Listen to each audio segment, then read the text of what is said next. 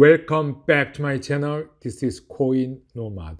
안녕하세요. 코인 노마드입니다. 코인게코의 마켓 캡이 1.4조 달러로 3.5% 상승하였고, 오늘은 대부분 이렇게 초록색으로서 비트코인 33,660달러로 3%, 일주일 전체로 7.2% 상승해서 하락을 하다가 또 다시 상승하고 있습니다. 하락할 때는 계속 떨어질 것 같고 상승할 때는 계속 올라갈 것 같지만 아직까지도 그 채널 형태에서 위아래로 맴돌고 있다. 지금 비체인을 팔아야 되는지 어떻게 해야 되는지 물어보시는 분도 있고, RSR 그리고 베라시티 등등 어떻게 해야 되냐 이렇게 물으시는 분이 있는데, 일단 비트코인이 하락 후 횡보를 하고 있는데 오르는 것도 순서가 있다. 그래서 비트코인 상승 후 그다음에 이더리움이 상승하고 라지 캡이 있는데, 그 라지 캡 중에서 XRP가 있죠. 우리가 XRP를 주로 보는 이유는, 물론 비트코인과 이더리움도 보지만 XRP는 소송으로서 저평가되어 있다. 그래서 언제든지 XRP 개별적으로도 상승할 여지가 있다. 소송과 여러 가지로 인해서.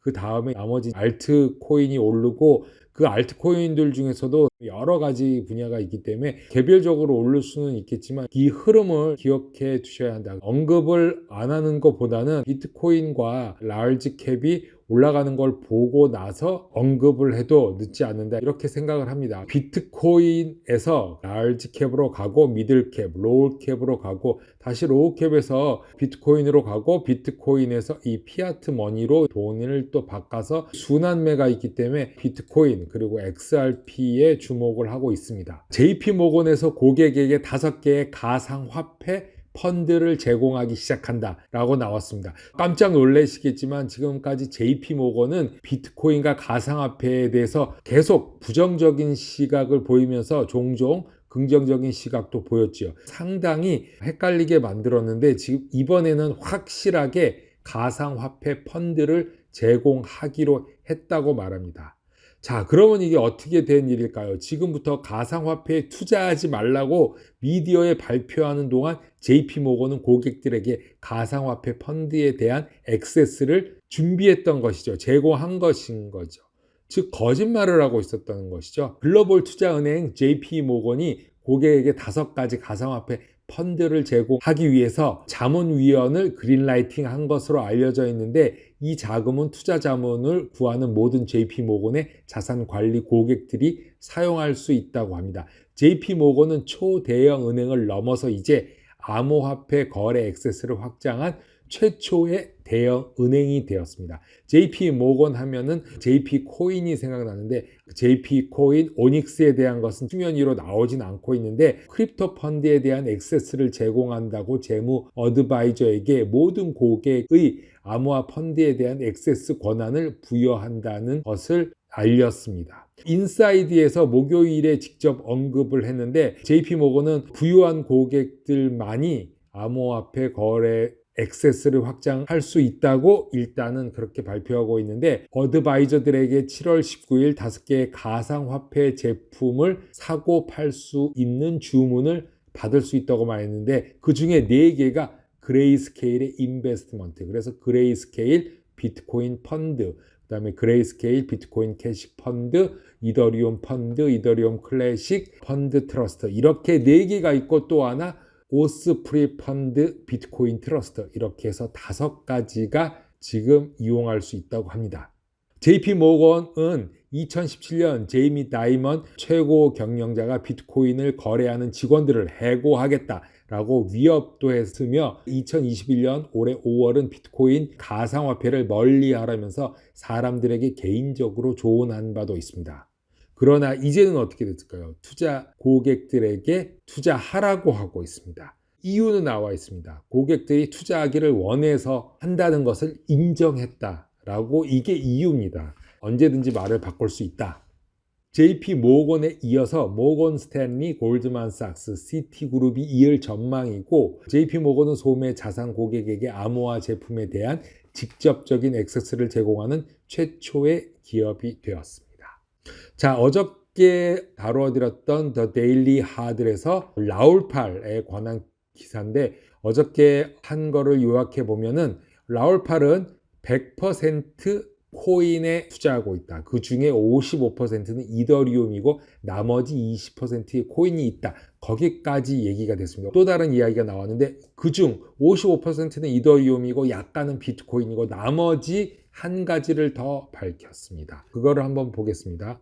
라울 팔은 골드만삭스 임원이기도 하죠. 헤지펀드의 수장이었던 라울 팔은 포트폴리오에 이더리움 55% 그리고 약간의 비트코인 그리고 또 하나 칠리즈라고 하고 있습니다. CHZ 스포츠 엔터테인먼트 암호화폐 프로젝트죠. 시가총액 10억 달러가 넘는 칠리즈는 펜토큰 앱 소시어스에 기름을 붓는 암호자산이라고 설명하면서 좋아하는 팀의 토큰과 서로 교환하고 토큰을 사용하여 투표하고 다양한 인센티브를 받을 수 있다고 합니다.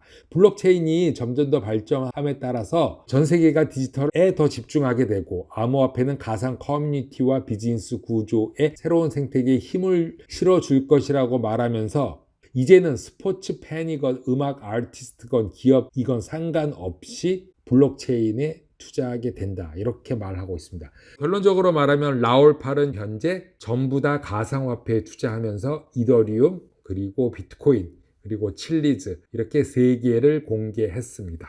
자, 서클K라는 편의점이 캐나다와 미국에 엄청나게 많이 있습니다. 제가 사는 동네에도 많이 있는데 이 서클K에서 비트코인 ATM을 설치하기로 했습니다. 이미 설치된 곳도 많다고 하는데 비트코인뿐만이 아니라 여러 개의 총 30가지 암호화폐를 다룬다고 합니다.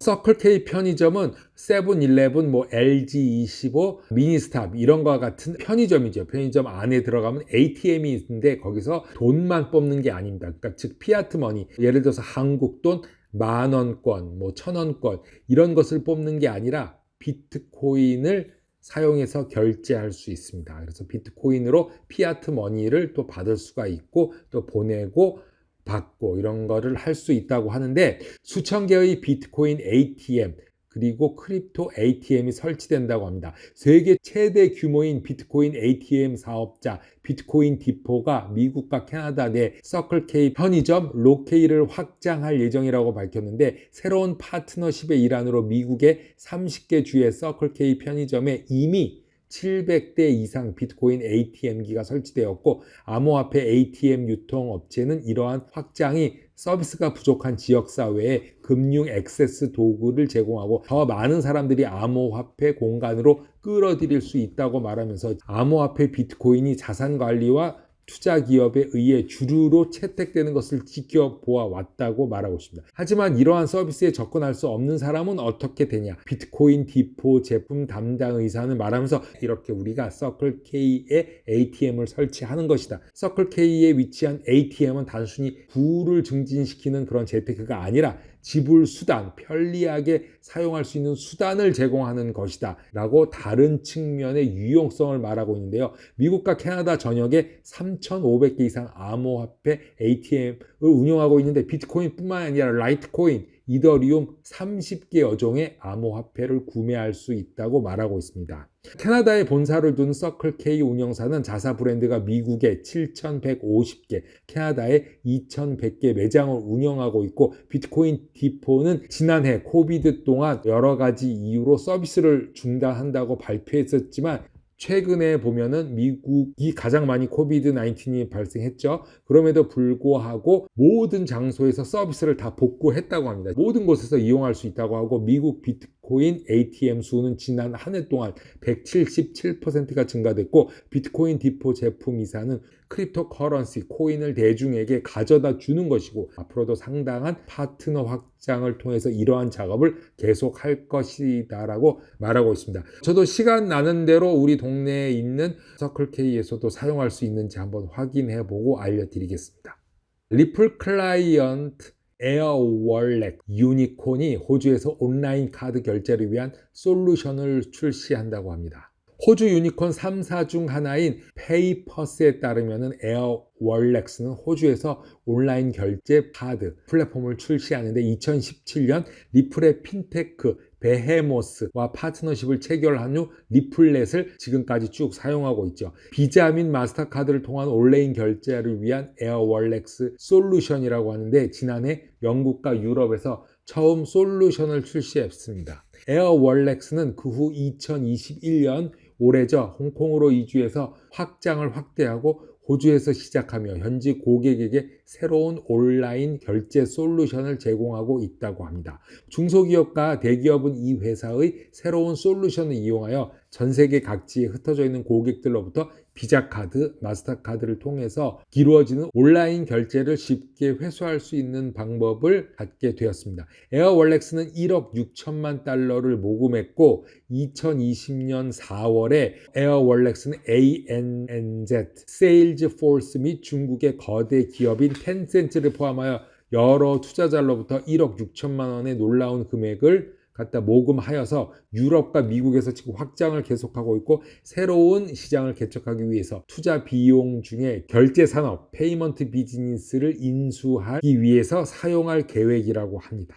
또 다른 소식은 리플 고객 중에 리플 클라이언트 디로컬은 IPO로 6억 1,700만 달러를 모금했다고 합니다. 엄청나게 많이 모금을 해서 리플렛에 실행되는 결제 플랫폼을 포함해서 여러 결제 플랫폼, 라틴 아메리카와 아프리카 같은 개발도상국으로 확장하고 공략을 하기 시작했다고 하는데 이렇게 리플 클라이언트들이 리플을 뒤에 대고 등지고 점점 더 앞으로 나아가고 있는 모습을 볼 수 있습니다. 디로컬은 미국에서 IPO를 실시해서 6억 1,700만 달러를 벌어들여서 잘 작동하고 번창하고 결제 플랫폼 중에 하나로 급부상하고 있습니다. 예, 오늘 코인 노마드는 여기까지 하겠습니다. 감사합니다.